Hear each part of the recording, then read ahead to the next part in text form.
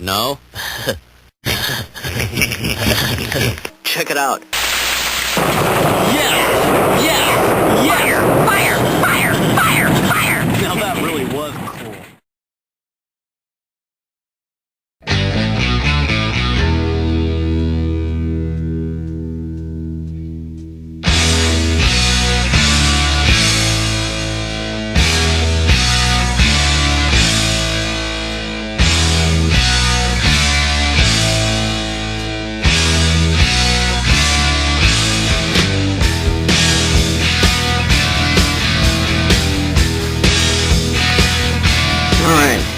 Here's all the brass that we're going to work with today.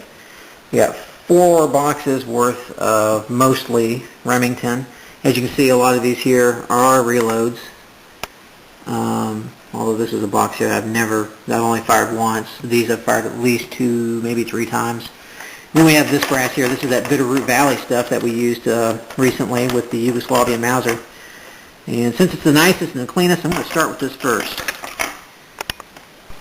So we're going to line this brass up first, like this, because the first thing we have to do before we wash them, before we do anything else, is lube them so that we can put them through the de-primer capping or decapper priming process. Okay, we're going to use this Dillon Case Lube stuff here, and we're going to take this, hold it out like this, and then just lightly spray it on both sides like that.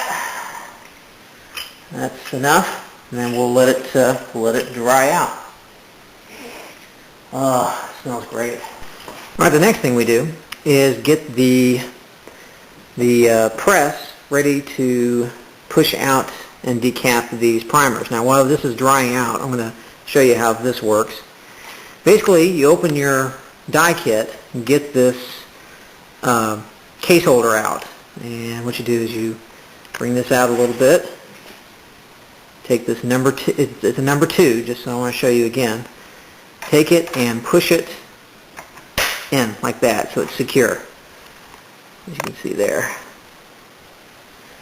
Now, then we take this die, I'm sorry, not the die, the full-length resizer and deprimer, which is this thing that has a little pin sticking out. It should be set the way you need it to, but the first thing you got to do is thread this in. So we're going to put this up here like this,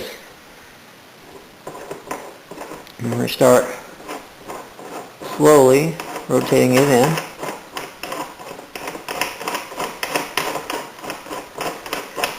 Now the next thing you got to do is raise this press up to the highest point, basically all the way down, like that. What you're going to want to do is thread this down so that this is touching the top of this shell holder. So let's start twisting it. You can see it's getting real close. You may have to loosen this bolt out. See if I can do that one-handed. Hold on. Oh, it's hard to do. Hold on. Alright, let's make sure this is working. Alright, now you can see there's still a gap here. So what we're going to do is back out this nut that holds the whole thing in place. Then we're going to start twisting this whole resizer down until it touches the very top of the shell holder. Now if you start pressing down, and you start seeing that lever starting to move up, that means you're going too far. So back it out, just kind of look at it. Right down like that. Alrighty. Once you've done that, we got to the right, touching right there, lower the press down, and then the instructions say take this and twist it down, or thread it down about 1/4 to 1/3 a turn. So let's start doing that. Basically turn it perpendicular like this. It's about 1/4, maybe a little bit more. Then push this press up. It should be flush with that. And then to tighten it down, take this nut and start holding the top, start rotating the nut down so it's snug and tight. That way you'll have your press in place and you'll be able to do a full-length resize of your cartridge case and deprime it, or knock the primer out. And you'll notice down here at the bottom, see if you can see that, down here at the bottom is a hole or channel. When you push this up, there's a hole in the backside on the inside of this tube, and when that pin hits that primer, it knocks it out and it falls through this hole.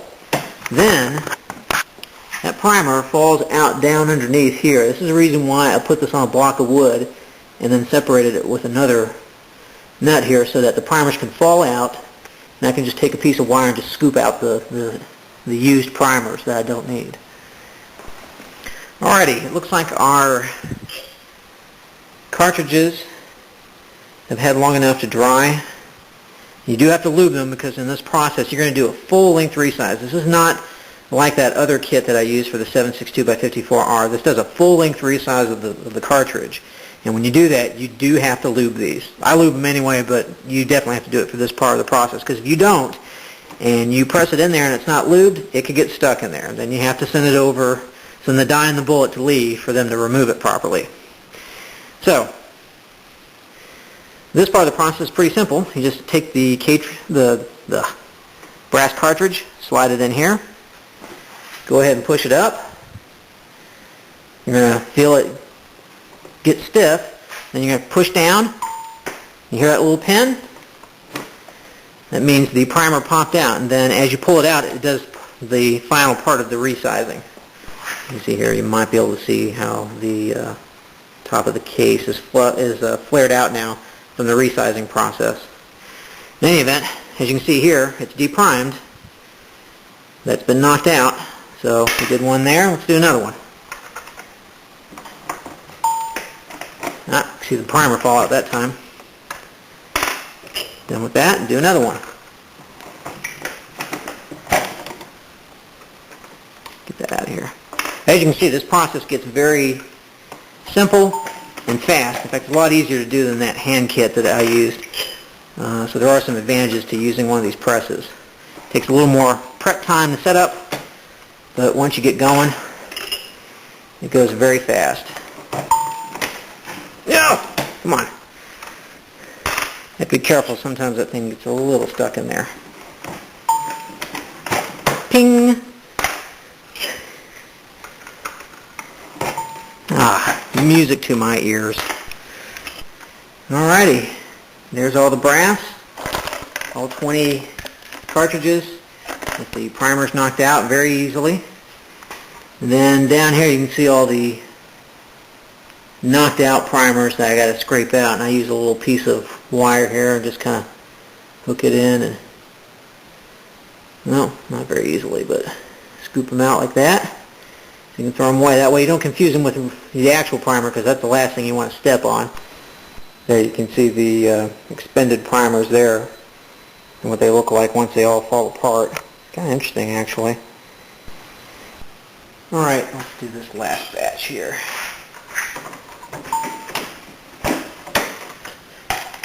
One thing I have noticed, don't ask me why, sometimes they get real stiff like that. I'm not sure what causes that. I have a feeling it might be the carbon buildup on the inside, because I don't clean the inside of these. But even as it may, I'm going to keep going.